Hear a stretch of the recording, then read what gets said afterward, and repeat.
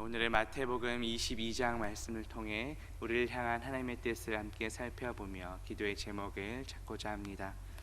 22장 1절 위에 소제목에 보시면 혼인잔치 비유라고 나옵니다. 예수님께서는 천국이 어떠하다라고 비유하시면서 마치 혼인잔치를 베푼 어떤 임금과 같다고 말씀하십니다. 오늘 말씀을 통해 천국이 어떠한 곳인지 함께 깨닫는 저와 성도님들 되시기를 주님의 이름으로 바라겠습니다. 예수님께서는 바로 앞장인 마태복음 21장에서도 두 개의 비유를 말씀하셨습니다. 하나는 마태복음 21장 28절에서 32절에 나오는 두 아들 비유입니다. 예수님께서는 그 두 아들 비유를 통해서 당시 유대 종교 지도자들의 불순종을 보여주셨습니다.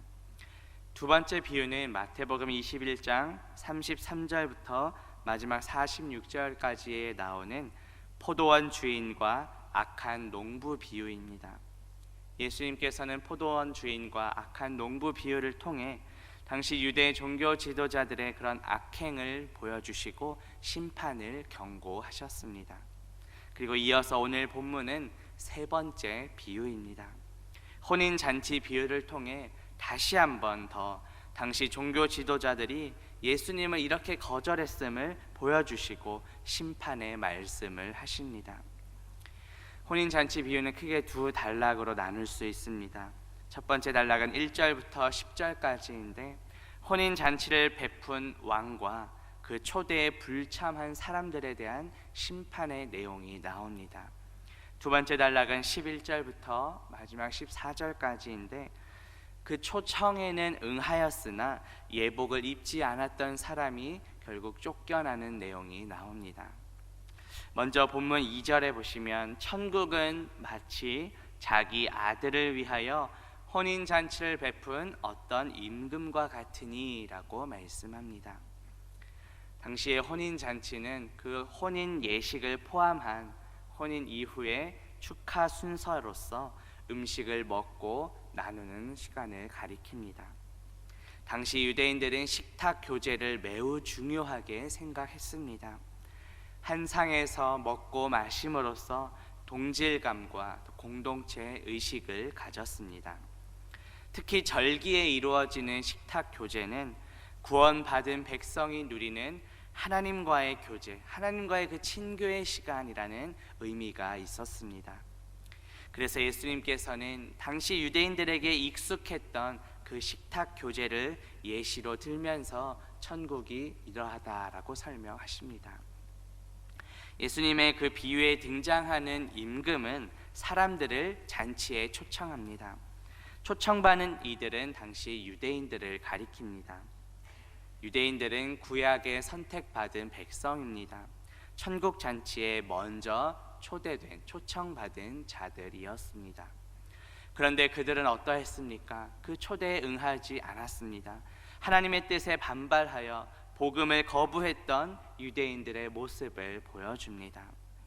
그러자 어떻게 합니까? 본문 4절에 보니 다시 다른 종들을 보내며 이르되 청한 사람들에게 이르기를 내가 오찬을 준비하되 나의 소와 살찐 짐승을 잡고 모든 것을 갖추었으니 혼인잔치에 오라고 말씀합니다. 앞서 초청을 거부했던 자들에 대해 임금은 노하지 않았습니다. 다시 다른 종을 보내어 또다시 초청합니다. 이것을 통해 알 수 있는 하나님은 오래 참으시며 자비로우신 분이십니다.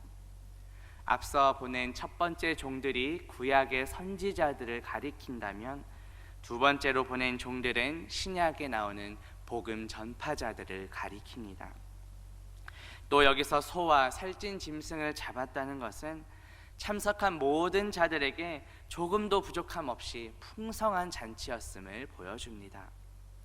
그런데 이렇게 풍성하게 준비된 잔치였음에도 불구하고 사람들의 반응은 어떠했습니까?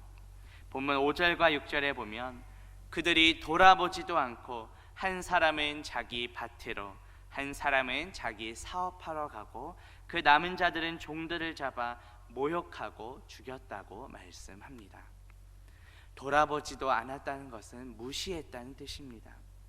동일한 단어가 히브리서에서도 나옵니다. 히브리서 2장 3절에 보면 우리가 이같이 큰 구원을 등한히 여기면이라고 말합니다. 구원을 등한히 여겼다는 표현으로 쓰이고 있습니다.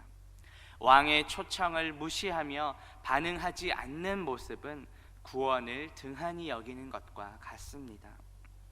당시 사람들의 관심은 어디에 있었습니까? 왕의 초청보다는 자신이 가진 밭과 자신의 사업에 있었습니다. 임금의 초대에 응하지 않았던 이유는 자신의 소유와 현실 문제에 대한 집착 때문이었습니다. 오늘 본문과 병행 구절인 누가복음 14장 19절과 20절에 보면 또 한 사람은 이르되 나는 소 5겨리를 샀음에 시험하러 가니 청컨대 나를 양해하도록 하라 하고 또 한 사람은 이르되 나는 장가 들었으니 그러므로 가지 못하겠노라 하는지라 하고 말씀합니다. 잔치의 그 초대를 거부했던 이유가 소를 사고 장가를 들었기 때문이다 고 말씀합니다. 이것 역시 자신의 그 현실 문제에 얽매여서 구원의 초청을 등한시했던 인간의 어리석음을 보여줍니다. 오늘 본문 6절에 보면 심지어 종들을 모욕하고 죽였다고 말씀합니다. 동일한 단어가 예수님께서 십자가에서 수치와 모욕을 당할 때 사용됩니다. 그리고 유대인들이 예수님을 죽였을 때도 같은 단어가 사용되었습니다. 그러자 임금은 어떻게 반응합니까? 오늘 본문 7절에 보면 임금이 노하여 군대를 보내어 그 살인한 자들을 진멸하고 그 동네를 불살랐다고 말씀합니다. 실제 역사에서 AD 70년에 이 본문의 예언이 이루어집니다. 예루살렘이 함락되며 불타고 많은 사람들이 죽게 되었습니다. 그리고 장차 인류 역사의 그 종말 속에서 최후의 심판 때에 영원한 멸망으로 또한 이루어지게 될 것입니다. 앞서 초청한 자들이 거부하자 임금은 이제 다른 대안을 이야기합니다. 본문 9절에 보면 내 거리 길에 가서 사람을 만나는 대로 혼인잔치에 청하여 오라고 말씀합니다.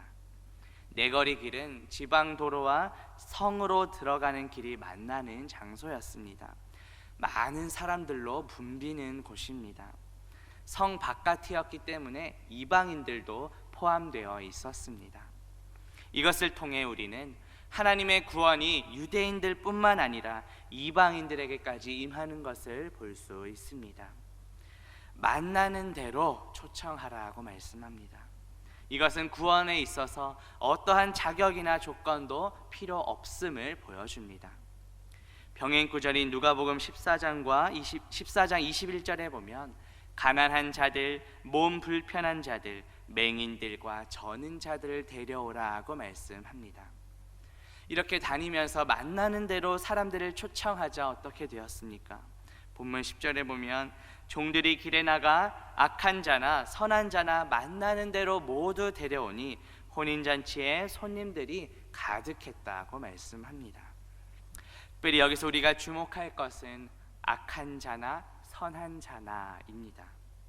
우리가 복음을 전하고 또 교회 공동체의 초대함에 있어서 우리가 어떻게 판단해서 악한 자나 선한 자를 구별하여 전도할 필요가 없다는 것입니다. 교회 공동체 안에는 좋은 성품을 가진 분들도 계시지만 그렇지 못한 자들이 포함될 수도 있습니다. 우리는 그저 하나님의 말씀에 순종하여 나아가서 복음을 전하고 초대할 뿐입니다. 하나님께서는 능히 말씀으로 비록 악한 자라 할지라도 변화시키실 수 있기 때문입니다. 그런데 아무런 자격이나 조건이 없는 초청으로 보이지만 후반부 내용에 보면 반전이 나옵니다. 오늘 본문 11절부터 13절에 보면 임금이 손님들을 보러 들어올세 거기서 예복을 입지 않은 한 사람을 보고 이르되 친구여 예복을 입지 않고 여기 들어왔느냐 하니 그가 아무 말도 못하거늘 임금이 사환들에게 말하되 그 손발을 묶어 바깥 어두운 데에 내던지라 거기서 슬피 울며 이를 갈게 되리라 하고 말씀합니다. 예복은 결혼식 때 입는 옷을 가리킵니다. 유대인들의 그 혼인 잔치에서는 혼주가 나누어 주는 예복을 반드시 입어야만 했습니다. 앞서 초대된 많은 사람들에게도 임금은 합당한 예복을 나누어 주었습니다. 그런데 그 가운데 한 사람이 그 예복을 입지 않았습니다. 이것은 매우 무례하며 불성실한 태도였습니다. 장차 심판의 때에도 하나님께서 원하시는 그 예복을 입지 않은 자들이 있게 될 것을 보여줍니다. 그렇다면 이 심판의 때에 필요한 예복은 무엇일까요? 사도 바울은 예수 그리스도로 옷 입으라고 말씀합니다. 갈라디아서 3장 27절에 보면 누구든지 그리스도와 합하기 위하여 세례를 받은 자는 그리스도로 옷 입었느니라고 말씀합니다. 우리의 모든 죄와 허물은 이미 예수 그리스도의 십자가에 못 박혔습니다. 예수 그리스도로 옷 입는다는 것은 무엇입니까? 성령의 능력을 힘입어서 거룩한 삶을 추구하는 것을 가리킵니다. 반면 예복을 입지 않았다는 것은 무엇일까요? 비록 몸은 공동체 안에 있지만 예수 그리스도를 따르지 않고 끝까지 악을 고집하는 것을 가리킵니다. 결국 그들은 어떻게 됩니까? 13절 후반부에 보면 바깥 어두운데 쫓겨난다고 말씀합니다. 그것은 바로 지옥을 가리킵니다. 어제 주일 설교를 통해 들은 것처럼 지옥은 하나님과의 영원한 분리이며 실제적인 형벌입니다. 예수님께서는 비유를 마치시며 결론을 내리십니다. 본문 14절에 보니 청함을 받은 자는 많되 택함을 입은 자는 적다고 말씀하십니다. 청함을 받은 자는 누구입니까? 예수 그리스도를 통해 하나님 나라에서 영원한 생명을 얻도록 초대받은 자들입니다. 그렇다면 택함을 입은 자는 누구일까요? 예수 그리스도를 통하여 구원을 얻을 자로서 선택된 자들을 가리킵니다. 우리는 죄와 허물로 죽었던 자들입니다. 아무런 자격도 없고 조건도 없지만 하나님의 전적인 은혜로 예수 그리스도를 통해 구원받았습니다. 그러나 우리 주변에는 여전히 초대를 거부하고 자신의 소유와 현실 문제에만 집착하는 자들이 있습니다. 값없이 구원의 은혜를 받은 우리는 이제 받은 은혜와 사랑을 전하며 나누어야 합니다. 특별히 3월 19일에 있을 우리 생명샘 축제에 우리 함께 기도하며 초청해야 합니다. 우리의 기준으로 판단하지 않고 말씀에 순종하며 나아가야 합니다. 오늘 혼인잔치 비유는 장차 천국에서 준비될 어린 양의 혼인잔치를 보여줍니다.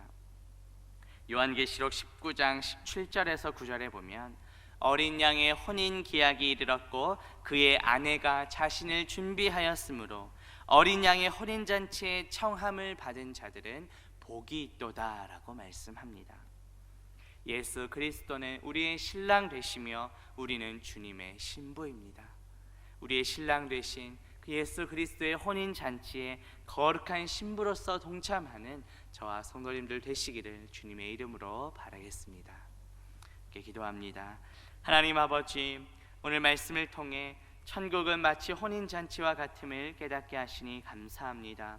아무런 자격 없는 우리에게 값없이 구원의 은혜를 베푸셔서 혼인잔치에 초대해 주시니 감사합니다. 그러나 우리 주변에 여전히 믿지 않는 자들이 많이 있습니다.